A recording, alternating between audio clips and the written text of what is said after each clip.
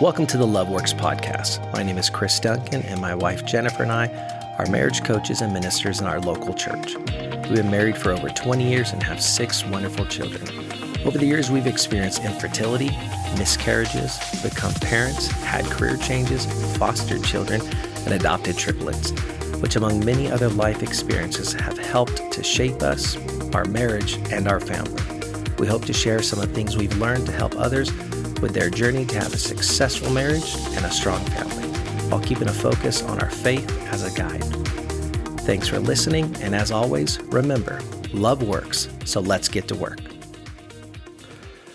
Welcome back to the LoveWorks podcast. My name is Chris Duncan. I'm here with my amazing wife, Jennifer Duncan, and we are so honored you've chosen to be with us today. This week, I'm amazing. This week, you are amazing. Last week, you were beautiful. This week, you're amazing. See how it just gets better and better. Men, marriage is awesome. It gets better and better.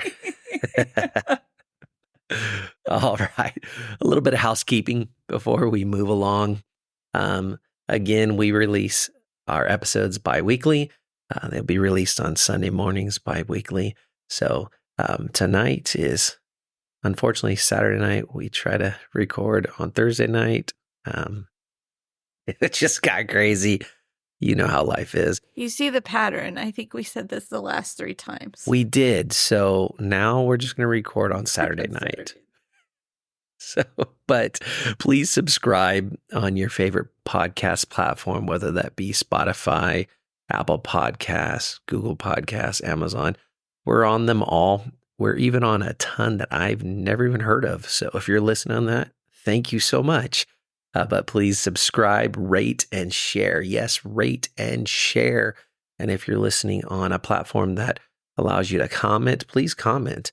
Go ahead and comment, good or bad. The bad, keep to yourself. I'm just kidding. We want to hear it all. So please, again, subscribe, rate, and share.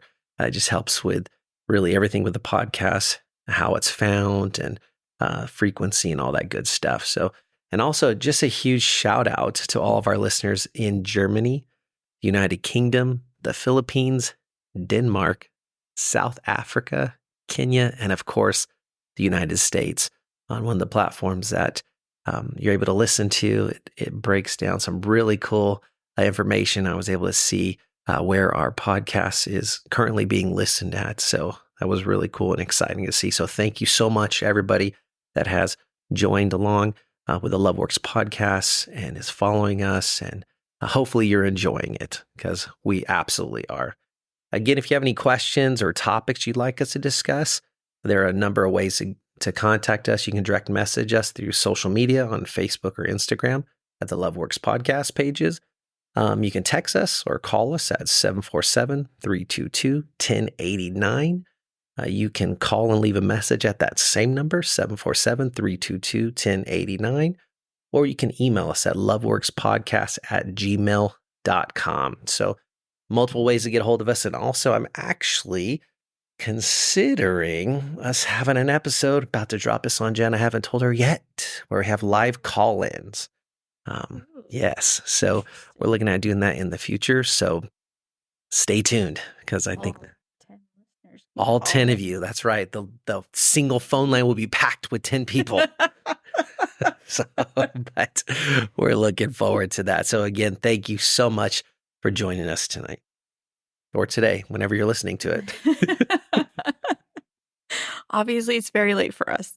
Right now, we're going to go into our What's That portion of our episode. And in case you are new here, this is the portion that we talk about what's going on in the Duncan household, share a little story with you so you can get to know our lives, our chaos, our fun that we have on a daily basis around here. So what's that for this week?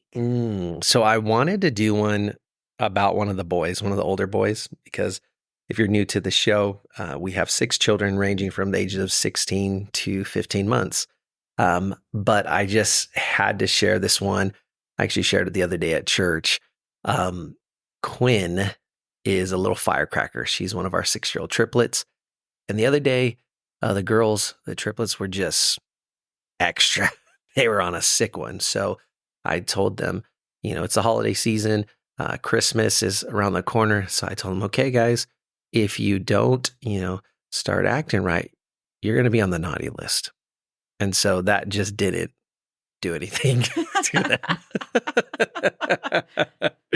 So they just kept on. And so at the end of the day, I said, okay, you guys are on the naughty list. So you're going to have to work really hard to get off the naughty list so you can make sure that you get Christmas presents.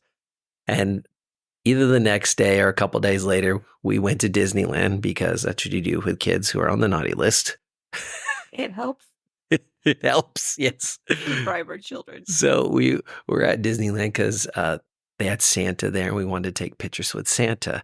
So we're in line and it's our turn to come up. And right when they bring us up, they're situating everybody, and Quinn stops right in front of Santa, looks him dead in the eyes and says, "Are we on the naughty list?" And of course, Santa said no. And she turns and looks at me and says, "I told you, Dad, we're not on the naughty list." And so the whole time during the picture and then afterwards, she is cheering because Santa took them off the naughty list. It turned into a chant. Santa's going to put you on the naughty list. Yes. Yeah, so that's my, was that?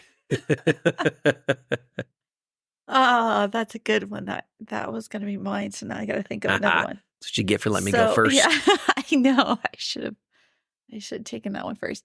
So I have one. It's not really like a funny one, but it's kind of cute. So I was folding old clothes with Harper the other day, like all their clothes that they've grown out of over the past like couple months, and we were folding it all up. And so she was going through it with me, and she took out one of her shirts. She's like, "Oh, Mom, I remember wearing this, and we did this and we did that." I was like, "Oh yeah, that's so neat," So we're folding it, and then she's like putting it to the side, and then she picks it and she's like, "Mom, I remember when I wore this and we did this and we did this and we went here." I was like, "Oh, that's cool." And she kind of like folds it and puts it to the side. And so she's like, "Okay, Mom, I put all these in the bag, but I'm going to keep these because these have the good memories in them." And she's like, "I don't want to get rid of these clothes because they have so many good memories." I'm like, "Okay, my little pack rat Harper, we're going to have to get rid of some of these clothes. We have to get rid of them because they're too small." She's like, "Okay, Mom. So we'll just get more clothes and make good memories in them, right?" And I'm like, yes. I finally have a daughter who appreciates clothing and the memories that come along with it. But it was really cute. And then probably like 30 minutes later, I looked over and Rowan had snuck in there and she was listening to us. And she had this tiny little sock from when they were like babies. And she like had it clutched in her hand. I'm sure it was maybe worn once and then we couldn't find the match to it. I said, "Babe, what do you got? Let's go ahead and put that in the bag." She's like, "No, Mom, I need this to remember when we're babies, so I'm just going to keep it in my bed." So she was clutching this little sock, and it's just so funny the things kids hold on to and the things that they word. show importance to. So yeah, so that's where socks go. They go in their beds to keep good memories, I guess. Yeah, and with Harper, everything goes in her bed. Everything is a memory. It looks like an encampment in her bed. She has lots of good memories. Oh, man, I promise our next episode when we do the What's That portion, it will be something about the older kids because there's a lot of funny stuff that happens with them as well. All right, so today, what is our show about? What's this episode about? It's the date dilemma. Ooh. To date or not to date? Ooh. Ooh. And no, if you're listening, you're married. This is for people who aren't married yet. They're talking about dating. No, stay tuned because it is about us continuing to date whilst being married. Shocking. Yes, it's crazy. Some of us think we're married now, no longer do we have to date. You're absolutely wrong if you're thinking that right now. And so hopefully by the end of this 7-hour episode, Yeah, just kidding. Uh, that opinion will change. But why is it important um, to continue to date, to actually go on dates when you're married? Every marriage needs romance, adventure, physical intimacy, and fun. And date nights, they help foster all of these. And actually, I'm going to say here, not only date nights, but date days. We've started doing a few date days rather than date nights, just because our nights are normally pretty busy. We have 6 kids, so there's always something. We have church, just a lot of stuff that happens. So we can get so busy, like, oh, I don't have an open night. We don't have to go on a date. No, you can do a date day, and it's just as fun. It can be just as exciting, but this needs to be an integral part and a valued part of your marriage. Now, there's actually a new report done. They started this survey in 2022, and they released the results in 2023, February 2023. And the National Marriage Project and the Wheatley Institute found that there may be a simple way to help keep your marriage strong. And what was that? Date nights. The report examined links between one-on-one couple time and relationship quality with data from the new survey, The State of Our Unions. I thought that was a catchy little survey. The State of Our Unions survey. They surveyed 2,000 married men and women ages 18 to 55 in the United States. And the survey was conducted by YouGov for the Institute for Family Studies, and again, the Wheatley Institute. And the data from this study was used to determine 3 things. Number 1, how date nights are linked to relationship quality.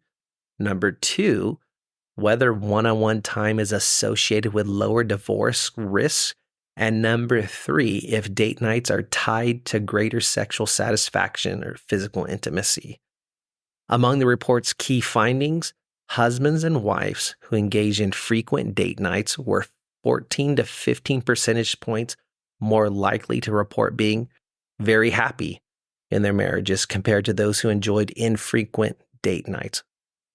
They also found that spouses who had frequent date nights were significantly more likely to report that divorce was not at all likely in their marriage, 63% of wives and 60% for husbands, compared to those who infrequently or never go on date nights. Only 49% for wives and 57% for husbands said that divorce was not likely. That's crazy. That's a huge difference. So those who they surveyed had a frequent date night. 63% of the wives, 60% of the husbands said that divorce was not likely. It wouldn't even be really part of any conversation or thought process. But for those who did not go on dates, 49% of the wives and 57% of the husbands, they were so, less than half. Because of this one thing going on a date, that it would enter the conversation in their thought process. So that's startling. And nearly 2 out of 3 spouses who frequently go on dates report that they are highly satisfied with their sexual relationship, 68% for wives, 67% for husbands, whereas less than half of spouses who don't go on regular dates reported similar levels of sexual satisfaction, 47% for wives, 47% for husbands. So less dates, less frequency, less satisfaction. For couples who go on frequent date nights, nearly 3 out of 4 report being highly committed to their relationship. 75% for wives, 73% for husbands, versus only half of those who don't. 53% for wives and 51% for husbands, all because they don't go on a frequent date night or a date day. Those that do, the majority, 75%, 73%, are highly committed to that relationship. And those who don't, they say they're not highly committed to that relationship.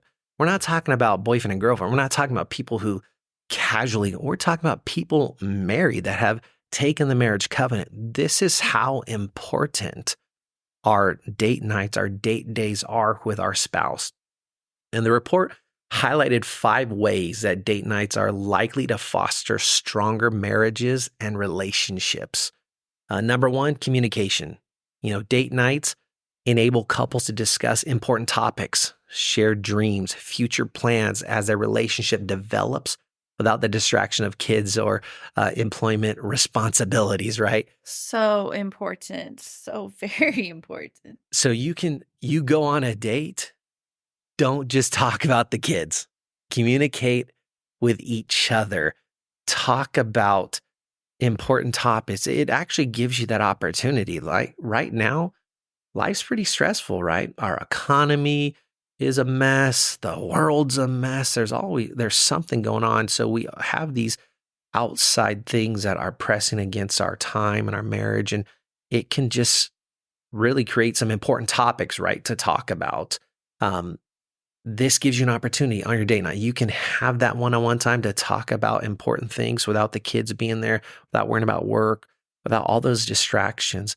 Kids, I'm not saying they can be a distraction, right? I love my kids, but they can be a distraction, and they're always a good distraction, but we want to have that time without it. Dreams too. Like sometimes, especially when you're married, it's like you're constantly talking about like the important things, like talking about finances, talking about your kids' schooling, talking about you need money to buy them shoes, talking about all these things, who paid the mortgage, who did this, who did that.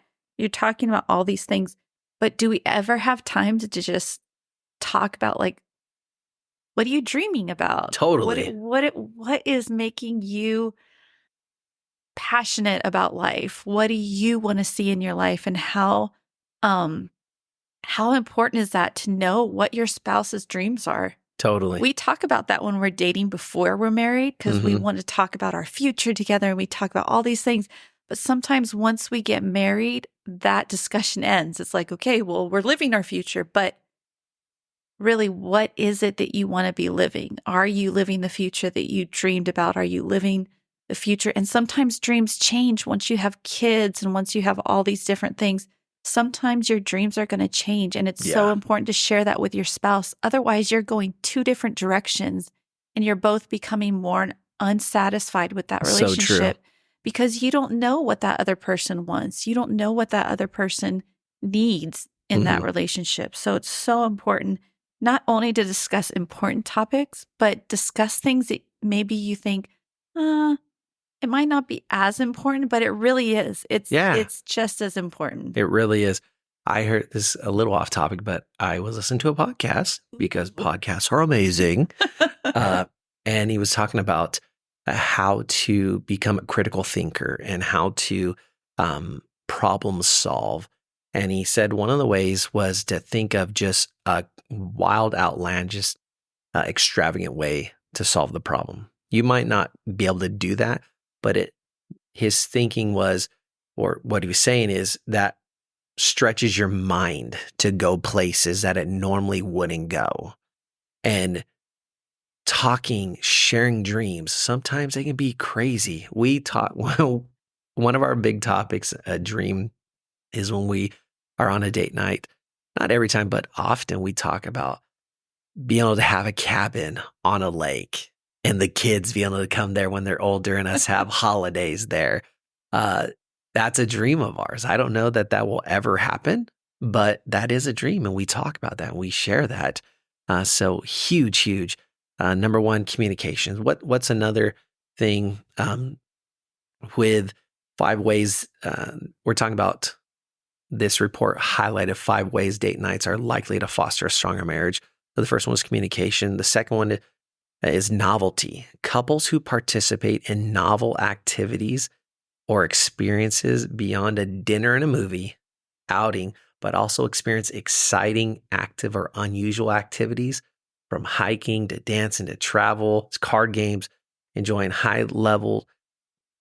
high levels of relationship quality.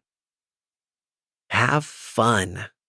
Don't always like, okay, we're going to go to the movies. Get out of your comfort zone. Totally. Get out of your comfort zone. You aren't going to know what you're missing unless you try everything. I always tell my kids this. You have to try everything at least once. Obviously nothing like, sinful Criminal. or criminal or anything like that. But try things just once, because you don't know, even with our girls, like when they're like trying new foods or whatever, they have to take, we call it a no thank you bite.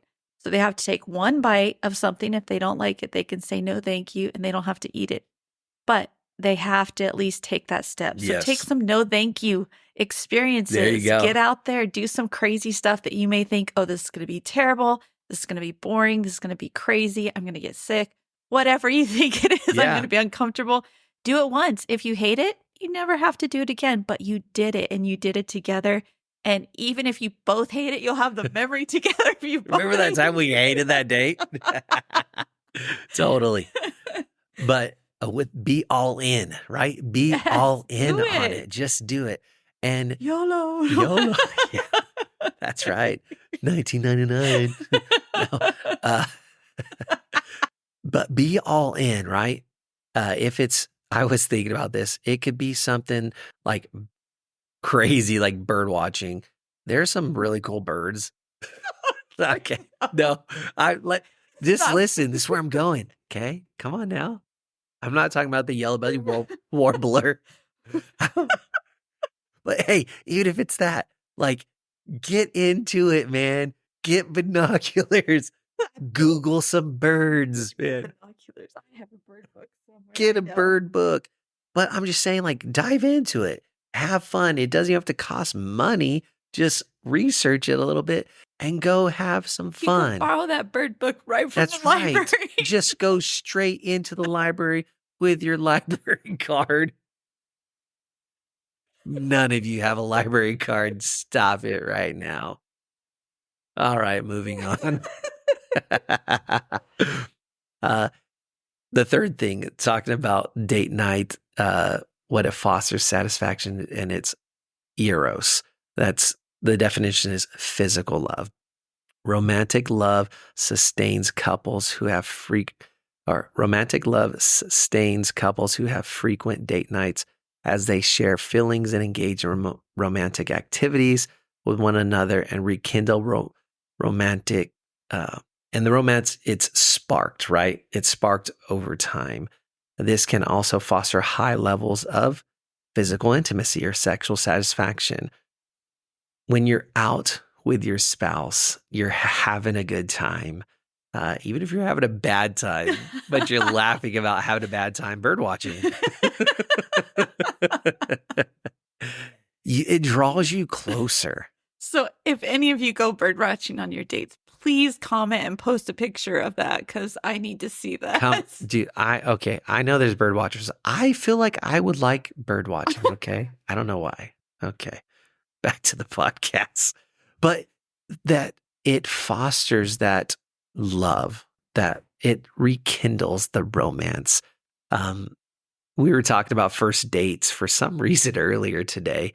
I don't even remember why. And I know why. My sister-in-law is visiting from Texas, and she was talking about a viral video of some young lady upset that she was taken to Cheesecake Factory. A restaurant that shall not be named. Yeah. I'll have to bleep that one out. Okay. So anyways, my favorite restaurant. But so we started talking about our first date, and you think about when you're dating before you're married and how that really builds into your relationship, how you get to know that person, and then you go into the marriage stage. Dating while you're married can do the same thing. It builds it. You get to know them. Just because you're married doesn't mean you know everything about your spouse, right?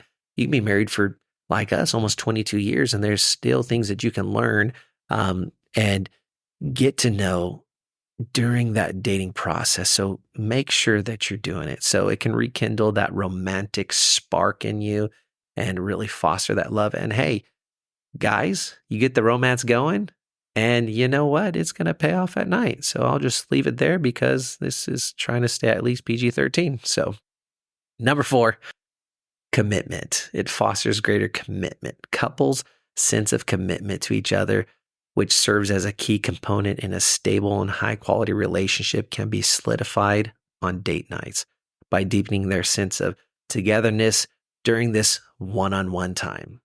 Really, that commitment, getting to know them is during that one-on-one time. That's why, again, we love kids. We have 6 kids. But when we're talking to people, when we're doing marriage counseling, we tell them not to start having babies right away. Get to know each other, travel, have fun, go on dates. And again, it doesn't stop once you have children. It gets a little trickier, and we'll talk about that in a few minutes, but it really helps. The dating, the date nights, the date days really help foster and build and deepen that sense of commitment, that sense of togetherness. It's all about intentionality, right? We talk about that a lot when we talk to our couples. Anything that we have in our lives that's important, anything that we're making a commitment to, we should be intentional with. I think sometimes people think like marriage and parenting and these things should just be something that we just know how to do. But, you know, you hear people saying, oh, this doesn't come with a rule book. This doesn't come with directions. You know, my kids didn't come with directions. They don't, but it's up to us to be intentional. It's up to us to learn how to do these things. Somebody doesn't just go out and decide, I'm going to be a lawyer tomorrow, or I'm going to be a brain surgeon tomorrow. They're intentional with the process to get to that point. Yeah. They made the sacrifice. They made the all the requirements. They did all this stuff to get to where they wanted to be. The same thing is true in our marriages. The same thing's true in our parenting, and that commitment to your marriage. Part of that is dating your spouse, is spending one-on-one time with your spouse and letting them know, look, I know we have all these other responsibilities, and I love that we've created this life together that includes being, parents, or being whatever we are together, having careers, having, all these other things in our lives. But you're still the one that's important to me. You're still the one that I chose to be by my side for my whole life. And I'm still going to make the effort to make sure that we have time together, that I'm making you a priority. Yes. That's what this all That's what it's all about. Yeah. It's making your marriage and your spouse a priority, and they should be the first priority. That sounds like you're pushing everything else aside. You're not.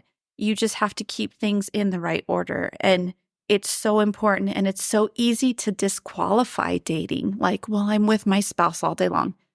My husband works from home. The kids are home all day. We are around each other all day, but there's some days I don't see him. And even when I do see him, there's some days we don't have a meaningful conversation because it's like, okay, where's this kid's shoes? Oh, this kid needs to go here. We're dealing with life. Food here. Can you change this one's diaper? There's like 100 million things we need to do. Or did you pay this bill? Oh, I need to go here. There's so much going on, but it's so important that we put all that aside and we make time for our spouses, that we make time to make them the priority, to make them the focus in our life, not just what we can do for each other, not just the roles that we fill, but as your spouse, as your partner in this life, as the person who's going to be with you through thick and thin. We have to make that something that's important. And how else can we do that by setting aside time? What's our most important commodity? Time. Yep. And we have to spend it with each other. Mm-hmm. So good. And then the fifth thing that the study brought out that strengthens the marriage through date nights or date days is de-stress. Stress is often relieved when partners step away from the pressing concerns of their regular lives and to extend that emotional support to one another. And that's another huge thing, right? You're alone together. Your wife is stressed, your husband's stressed, whatever it is, you can share what's going on. Like you can talk about that. And if you're not already sharing that burden with them, you can now understand what's going on, share, empathize with them, take a load, off them. Or you might not be able to, but at least you're there empathizing. You can understand what's going on and be there for them. And that's a huge thing. Just being there for them and helping um, alleviate that stress. And I think that's probably an underrated thing about a Yeah. date day or a You don't date even realize night. it. Yeah. You don't even realize, but it helps take some of that stress off. And if you are in a stressful time of life, you can talk about it. You have that alone time, that time away from the kids, that time away from the situation to talk about. I think that's important too, especially if you're scheduling it. It's kind of like a vacation. When you know vacation's coming up, you're like, okay, if I could just make it to that day. Yeah. Like, Yeah. I can't wait to get on that plane. It's going to be awful till we get there. But if I could just get to that plane, and get where we need to go, and then I can relax. If you're scheduling these things, okay, you know what? The kids are driving me crazy or my boss is killing me, but I know next Tuesday, I'm going to be able to go such and such place with my spouse, or I know Tuesday's around the corner, or Wednesdays, whatever day that you pick, it's there. And it's like a little mini reprieve from just There you the go. craziness and the chaos of life that you can learn to depend on. So it's really important that we're not just, it's okay to be spontaneous and have just a random date, but you should have things scheduled. It should be something that you're like, okay, this is our day. Yeah, because if you don't schedule it, it won't happen. It's not going to happen. Very few of us are able to be spontaneous continuously. Yeah. So every once in a while, spontaneity is going to happen, right? I think that's really Hopefully, the whole. yes. Yeah. But most of the time, we need to schedule that. 99% of the time, we need to schedule the date, put it on the calendar, all that, or it just won't happen because life has a way of getting so busy and we just think, oh, well, we're married. We're here. I see them. We had dinner with us and our 37 children. Like, hello. But no, we need to schedule that, put it on the calendar. So important. There's some ideas. There's some really cool things now that can help you with that. One thing you can do is, I know when we had very few dollars in our bank account and we wanted to do some date things, is I would go on to like Groupon or one of those sites, Living Social, one of those sites, and just pick something crazy that I didn't know, that normally we wouldn't be able to afford to do, or normally we wouldn't even do because it was out of our comfort zone. And we would just pick something off of there and go and do it. There's so many different things that you didn't even know existed on there. You can go on there and it's inexpensive. They have deals all the time where you can get discounts on top of that. So if money's an issue, that's a great thing. There's hiking. There's so many different things. I mean, I don't want to start mentioning too many things because I don't want to pigeonhole people into thinking, oh, I need to do that or I need to do that. Yeah, totally. There's a really cool book. It's called The Adventure Challenge, if you want to look into that, where they have a bunch of different ideas and you kind of you look it up. I don't want to explain the whole thing, but they have it for families. They have it for couples. They have mini date nights. They have all these different things that gives you some great ideas, things that you don't even need money for. You could stay inside and do them inside. And that's what I was going to, sorry to interrupt, but some of you that are listening right now, you might be where we were for many years early in our marriage. Just money was very tight as your thing. I can't afford to go on a date night. Yeah. There's things you can do that don't cost any money or very little money. And if you're thinking, well, I don't even have very little, well, come on, I know you get a Starbucks every once in a while, or there's something that you do. But it doesn't always have to cost hundreds of dollars or $100 or there's so many things you can do that are going to cost nothing or very little. So don't let that be an excuse not to have a date night. Really, it shouldn't. There shouldn't be anything that stops you because you don't have to even spend any money. Yeah. You can go for a hike. You can go to long walks on the beach. You can do, there's so many different options, and switch it up. Don't just get pigeonholed into one thing. Don't just every single time you go to Chili's, sit in the same booth, and walk around the mall. Like, have those new experiences yes. together. There's something about sharing a new experience with your spouse that makes your relationship so much more fulfilling. Totally. You have that together. We did this together. Yep. We have this memory together. It's so important to make those memories. Wear that dress that will help you with that memory. Yeah, come on. That leather skirt. Okay, not the leather skirt. Oh, okay. It's a great memory. But do those things that you guys can cherish together. It's so important. Have fun. Enjoy yourself. Even if it's something that you're uncomfortable doing, just go and do it. Your spouse, when you were dating, sometimes I know you guys. I know. When you were dating, there's sometimes your significant other would want to go do something and you're kind of like, but you did it because you wanted to be with them. Yep. And you wanted to make them happy and you wanted to, it just, everything was better. And it can be like that when you're married as well. It doesn't should stop. Be like that. It doesn't stop unless we allow it to. Yep. But make it important and go out and do those things. There's also, there's so many different things that you can do if you're like, I just can't think of them. We just pulled it up on Amazon today because we were like, what? There's cards where you like pick a card and it tells you an idea. There's dice. You roll the dice and it gives you ideas of where to go for lunch or where to go on your dinner night. We keep saying date night, but it can be any time of the day. Yes. It's just a time with your spouse. So super important.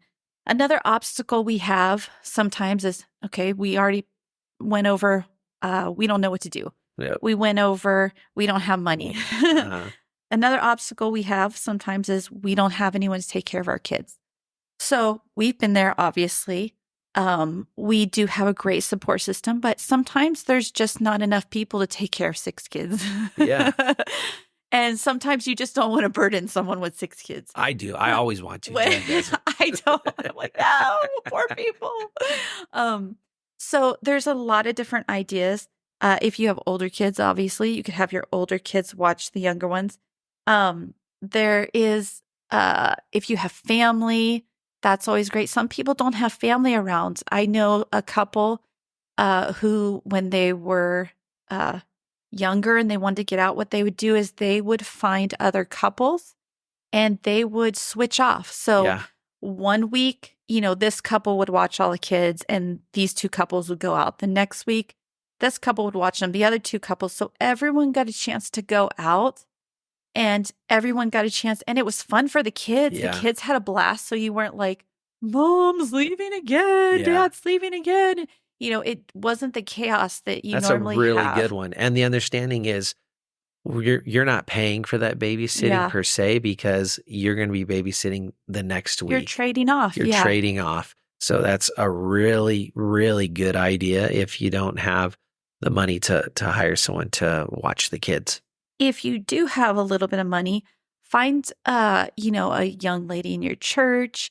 Sometimes there's young people in college and stuff that are looking to supplement their income while they're in school.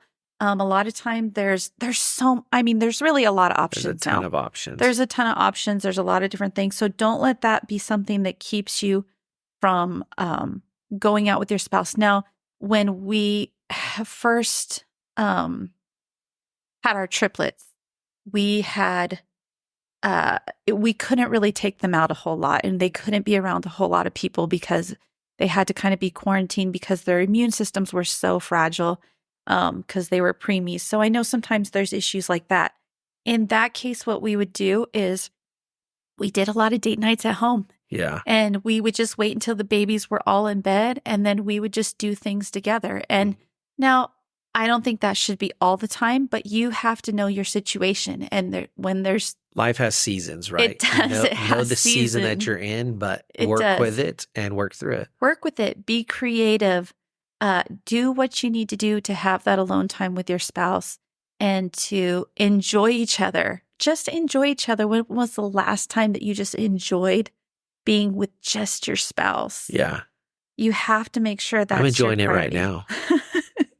With me and you and our 10 listeners.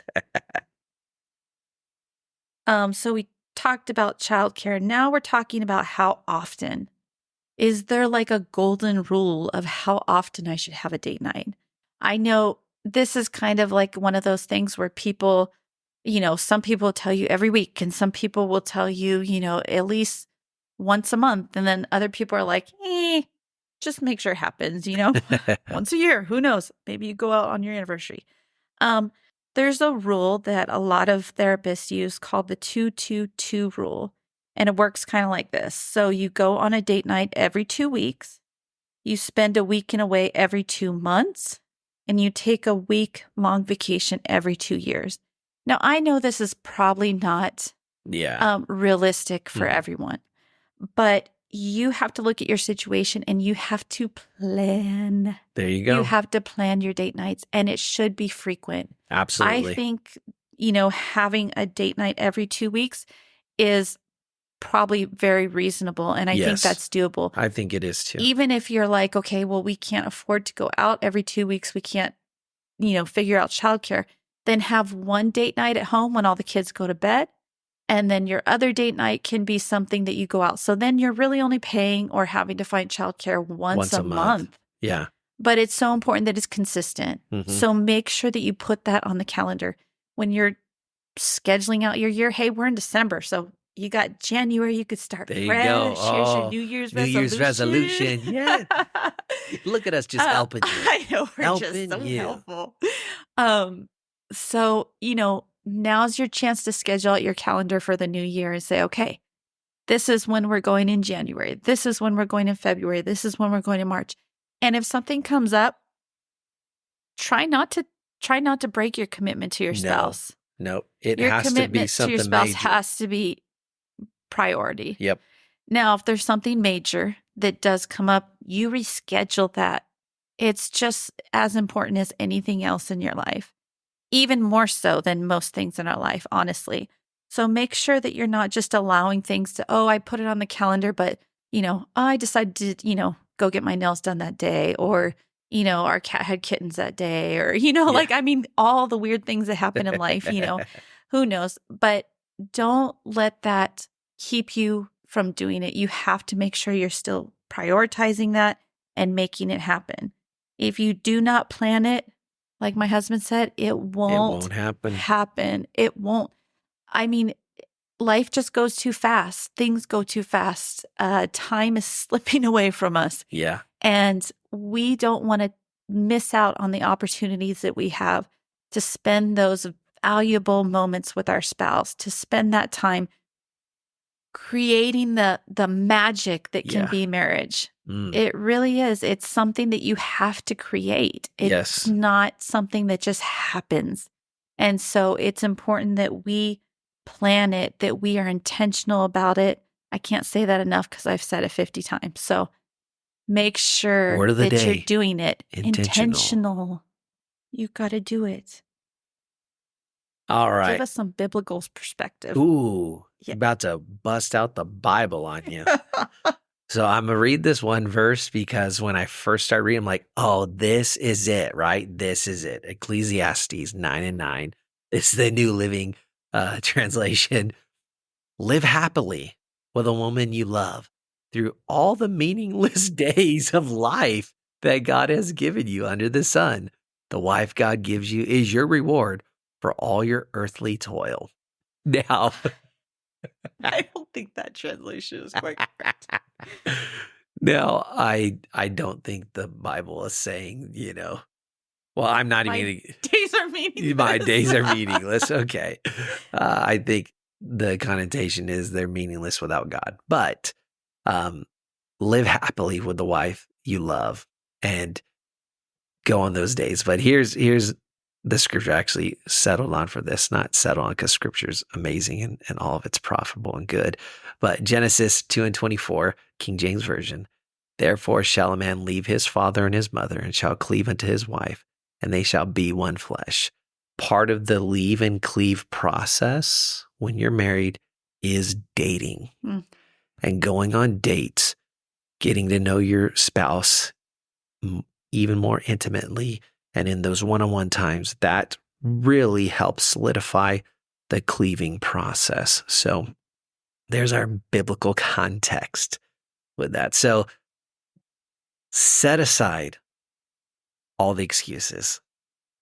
Just set them aside and go on a date. Make it a priority. Make your spouse a priority. Make your relationship, your marriage, your union, your covenant. Make it a priority. Get that spark back. Get that spark back. Come on, guys. And you get that spark on date night. Come on now. Come on. Turns into a fire. Hey. No, okay. Whoa. No. It wasn't quite the spark I was talking about. But Us men. But no.